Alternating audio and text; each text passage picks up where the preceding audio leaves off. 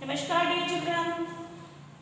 So dear children, today I am starting our next chapter of physics chapter. Earlier we have completed chapter number 8. Chapter number 8 motion chapter of physics, and we have to practice in a more numerical also. Okay, motion chapter completed, and today I am starting a next chapter of physics. Next chapter is chapter 9. So what is the name of this chapter? The name of this chapter is force and Newton's laws of motion. Force क्या है? What is the force and Newton's law of motion? Newton's के motion के से क्या क्या laws हैं? So in this chapter we will discuss about the motion and force and law of motion. Force and law of motion. So before starting this chapter, we have to clear about the terms which we will use in this chapter. First is force, second Newton's law of motion. In this chapter, we will discuss about the three laws of motion, three laws of Newton. Newton first law, second law, and third law. Right. So first today we have to know that what is force. क्या होता है force? हम क्या कब कहेंगे कि ये force applied हुआ है या ये फोर्स है या हमें यहाँ फोर्स लगाना चाहिए. So what do you mean by the force and what is the work of the force. Force करता क्या है, फोर्स की ज़रूरत क्या है फोर्स. राइट. सो हम फोर्स को, आज हमारे लिए नया नहीं है टॉपिक, हमेशा अर्ली क्लास में भी 7th 8th क्लास में भी आपने फोर्स के बारे में पढ़ा है. What is the force. The force is first question is what is the force, right?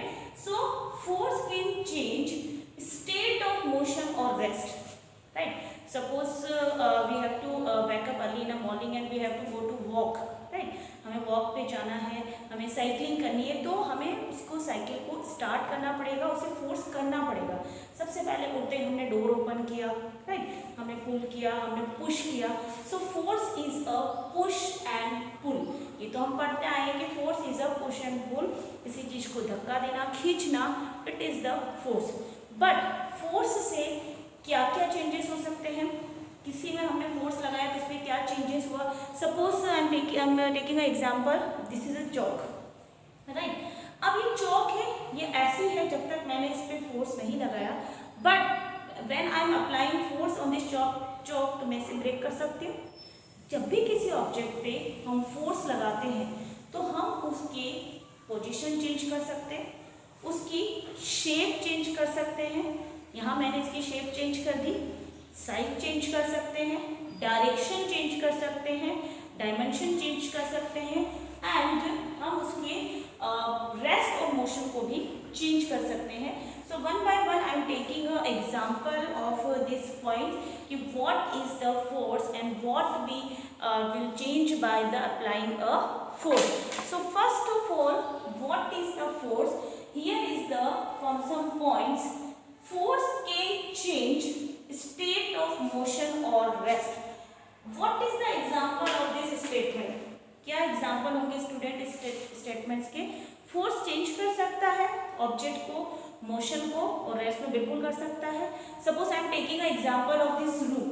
यह एक रूम है, इसका एक एग्जाम्पल ले रही हूँ कि मेरे पास में एक चेयर है, राइट. अब ये चेयर जो भी मैंने रखी है बिल्कुल रखी हुई है, मोशन में नहीं है, लेकिन जैसे ही मैं इस पे फोर्स लगाऊंगी, suppose I am taking an example of book, right. Book को मैंने रख दिया है अभी किसी टेबल पे, तो रेस्ट में आ गई. लेकिन जैसे ही मैंने इसे उठा के उधर लिया, यहाँ से उठा के लिया तो मोशन में, देन अगेन इट रेस्ट में. अगेन एग्जाम्पल, टेबल रखी हुई है, टेबल को जब तक मैं इस पर फोर्स नहीं लगाऊंगी ये रेस्ट कंडीशन में रहेंगी, और जैसे ही फोर्स लगाऊंगी ये रहेगा मोशन में, again rest, right. And fan, I am taking example of fan also. आप जिस रूम में स्टडी कर रहे हैं वहाँ भी आप देख सकते हैं बहुत सारी चीज़ें हैं जो अभी कुछ मोशन में होंगी और कुछ रेस्ट में. फैन आपने चलाया, फैन ऑन किया, फैन मोशन में हो गया, लेकिन जब तक मोशन में रहेगा जब तक कि आप उस पर वापस से फोर्स नहीं लगाएंगे, उसको ऑफ नहीं करेंगे, right. So I hope you clear about it. Force can change state of motion and rest. Ball है, पर्टिकुलर पर्टिकुलर एक बॉल है रखी हुई है, टेबल है, चेयर है, कार है, बाईसाइकिल है, एनीथिंग, जब तक आप उस पर फोर्स अप्लाई नहीं करेंगे, अगर वो मोशन में है तो मोशन में रहेंगी और रेस्ट में है तो ये रेस्ट में रहेंगी, right. Next is force can change direction of moving object. Suppose एक कार है, मूविंग कार है, कार जा रही है और जब तक हमें कहीं टर्न करना है, डायरेक्शन चेंज करनी है तो फोर्स अप्लाई करना होगा। तो force can change direction of the object, object की डायरेक्शन को चेंज फोर्स से किया जा सकता है। ऐसे एग्जांपल है मूविंग कार, कार का एग्जांपल ले सकते हैं हम, डायरेक्शन चेंज करना, कार को जब हम जा रहे हैं उसमें हम फोर्स लगाएंगे तो कार की डायरेक्शन चेंज होगी। Next, shape and size easily force apply करके मैंने चौक की शेप चेंज कर दी, साइज चेंज कर ली, रबर बैंड है, सारी चीज़ें जिनकी हमें शेप चेंज करनी है, साइज चेंज करनी है, हमें उसका फोर्स लगाना होगा, right. So next, so what is the definition of the force. ये हमने देखा कि फोर्स पुश एंड पुल है, इसके अलावा फोर्स एक रेस्ट पोजीशन की ऑब्जेक्ट की मोशन में ला सकते हैं, उन्हें रेस्ट से चेंज कर सकते हैं, उनकी शेप को चेंज कर सकते हैं, डायरेक्शन बदल सकते हैं, शेप एंड साइज यानी डायमेंशन चेंज कर सकते हैं। तो these are the point of the force, what is the force. Next is the definition of force, what is the actual definition of the force, force की definition क्या है, right. So force is a, listen everyone carefully, force is a push or pull which change, force push and pull है, push करना है, pull करना है, which change or tends to, which change करता है, tends to change बदलता है, state of rest और यूनिफॉर्म मोशन, कोई कार यूनिफॉर्म मोशन से जा रही है या हम मोशन में है यूनिफॉर्म में, तो we can change the speed of car by the force. Uniform motion, direction of motion, bicycle आप चला रहे हैं, साइकिल चला रहे हैं, कार चला रहे हैं, स्कूटर चला रहे हैं, तो आप उसकी डायरेक्शन, हमें कहीं से टर्न करना है तो डायरेक्शन हम चेंज कर सकते हैं by applying force. Direction of motion and shape change कर सकते हैं easily, and size of the body, size of body भी हम इससे फोर्स से चेंज कर सकते हैं, right. Next is what is the unit of force. Force की क्या यूनिट है, फोर्स क्या है हमने देखा, फोर्स की यूनिट क्या है, फोर्स की यूनिट है Newton. What is the unit of the force, the unit of the force is Newton and it is denoted by the n, it is denoted by the capital N and it is the vector quantity and the formula of the force is in second of Newton's second law of motion. We will derive the force formula, but the formula of the force is ma. किसी object पे, m means mass, किसी object पे force लगाया जाता है उसमें acceleration produce होता है। So what is the force? Force is equal to product of mass and acceleration. Force is product of mass and acceleration. F is equal to ma. So student, this is the formula of the force. Force is equal to ma and the unit of the force is Newton and it is the vector quantity. Why it is the vector quantity? It is the vector quantity because in force we know that direction. We have to know that the direction. में magnitude के साथ हमें direction की भी जरूरत होती है, तो जिन ऑब्जेक्ट में मैग्नीट्यूड के साथ डायरेक्शन की जरूरत होती है, that is the vector quantity, right? Next is a force may be classified into two classes. Force may be classified into two classes. One is contact force and second is non-contact force. जब हम force की बात करते हैं तो हम इसे to class में क्लासिफाई कर सकते हैं, contact and non contact, right. जैसे कि according to the name it's clear about the contact. The meaning of the contact that physical contacts between two object, किसी टू ऑब्जेक्ट जो बिल्कुल डायरेक्टली एक दूसरे से टच हो रहे हैं और एक दूसरे पे फोर्स अप्लाई कर रहे हैं, that is the contact force. इनमें physical contact object to object के बीच में डायरेक्टली कॉन्टैक्ट होगा।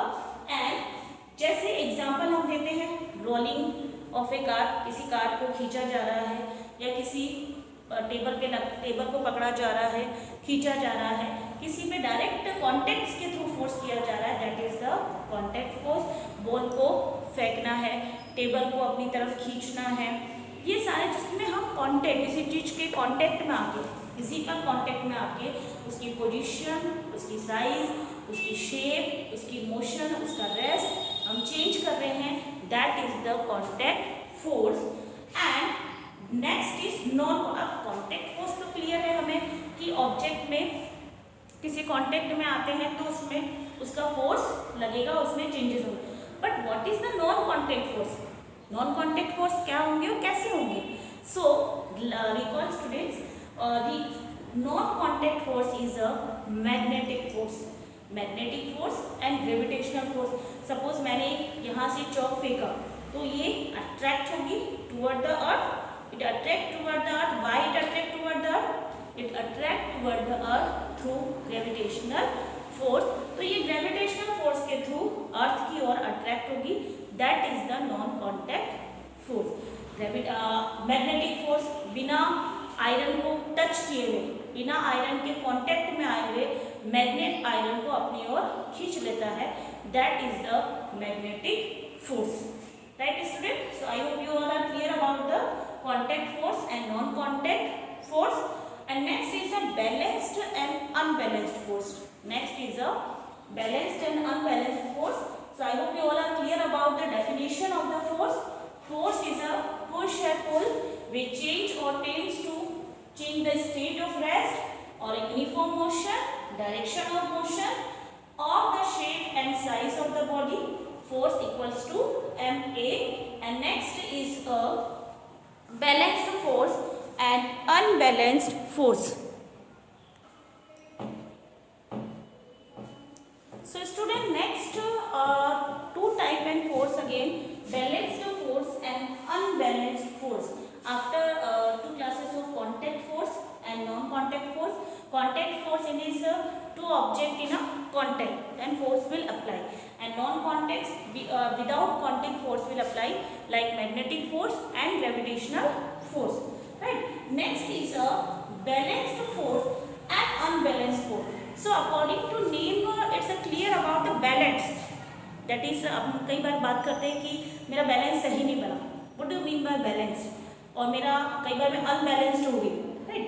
So balance that mean दोनों ही तरफ जो फोर्स लग रहा है, एक ऑब्जेक्ट का, एक किसी पर्सन का, किसी ऑब्जेक्ट का, और एक ऑब्जेक्ट का अपोजिट फोर्स, अगर दोनों ही तरफ जो फोर्स है इक्वल है, that is the balanced force, और इसमें कोई चेंजेस नहीं होंगे. सपोज ये ऑब्जेक्ट है, इसमें एक फोर्स इधर से भी 10 न्यूटन लग रहा है, इधर से भी 10 न्यूटन लग रहा है, वही दोनों ही तरफ से इक्वल फोर्स लग रहा है, that is the balanced force. Balanced force, force acting on a body do not cause any change in it. जब दोनों ही तरफ से सेम फोर्स लगेगा तो उसमें कोई चेंजेस नहीं होंगे, that is the balanced force. Change in it state of rest and motion said to be in balanced force. Balanced force वो होगा स्टूडेंट्स जिसमें उसके मोशन स्टेट में कोई चेंजेस नहीं होगा, दोनों ही तरफ फोर्स इक्वल लगेगा. Next is a unbalanced force. जब एक तरफ फोर्स ज़्यादा होगा दूसरी तरफ से तो वो उस ऑब्जेक्ट में फोर्स लगेगा, वो अनबैलेंस्ड हो जाएगा. So unbalanced force produce motion in any stationary body. Example tug of war. Students इसमें हम एक एग्जाम्पल लेंगे, tug of war. I am showing a picture of all of you so you can understand very easily. Student ये game होता है टग of वार, ठीक है. इसमें टीम होती है, टीम 1 एंड टीम 2. अब यहाँ हम देख रहे हैं, हमने मान लिया है कि ये टीम बी है और ये टीम ए है. यहाँ किसकी तरफ फोर्स अप्लाई हो गया, किसने फोर्स ज़्यादा लगाया, टीम ए ने, तो अनबैलेंस्ड फोर्स हो गया, तो इनके मोशन में भी चेंजेस हो गए.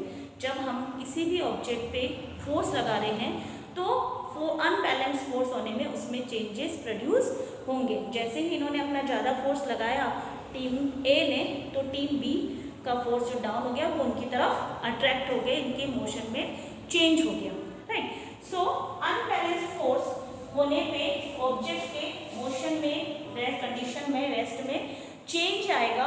बैलेंस्ड फोर्स होने में कोई चेंजेस नहीं आएगा। सपोज यहाँ 10 न्यूटन और यहाँ 5 Newton, that is the unbalanced force. And unbalanced force होने पे unbalanced force produce motion in any stationary. Unbalanced force होने पे एनी स्टेशनरी बॉडी में मोशन प्रोड्यूस होता है, राइट। बैलेंस फोर्स जब दोनों ही तरफ इक्वल होगा तो कोई चेंजेस नहीं होंगे। So I hope you clear about the balance force and non balance force. So today topic is completed. Again I repeat this. First is what is the force, definition of the force, balanced force and unbalanced force, contact force and non-contact force. So all you note down in your register and detailed notes I will provide also. So this is the brief definition and brief notes of this chapter, and detailed notes I will provide by PDF. So thank you so much everyone. Note down this in your register.